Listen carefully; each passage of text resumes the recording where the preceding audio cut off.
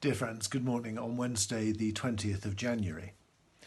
In our staff prayers we are reading Psalm 119 at the moment, which is the longest of psalms, containing no fewer than 176 verses, every one of which is about the Bible and how it functions in our lives.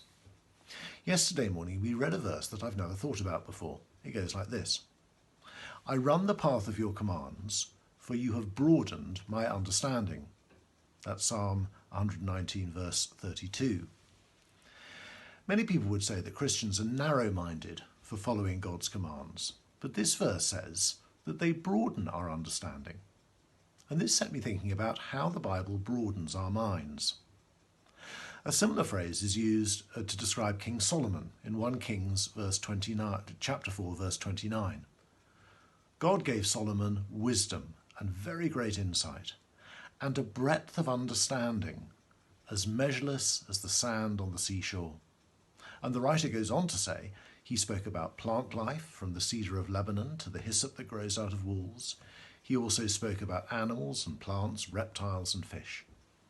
In other words, Solomon's understanding of the world had been broadened by the wisdom that God gave him. And this will be the effect on our lives if we understand the scriptures correctly and allow God to speak to us through them and give us his wisdom. Because the Bible doesn't just teach us the gospel, the story of our salvation. It also teaches us how to do life well. Now, I can't speak for anybody else, but here, in no particular order, are some of the ways in which I feel the Bible has broadened my understanding over the years. Now, I hasten to add that my understanding still has a long, long way to go in many of these areas. But it is God's word that has given me a breadth of understanding and sympathy that I wouldn't have had otherwise. So here's my list. How to be a better husband, father and son. How to handle disagreements and conflict. How to relate to people of other philosophies and religions to mine. How to understand creation and to care for it.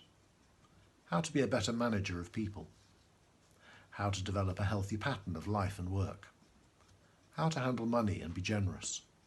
How to be a good citizen. How to be a good friend. How to think about food and drink. How to live in community with others. How to grieve well.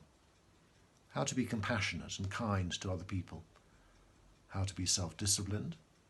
How not to be plagued by guilt. And how to have fun.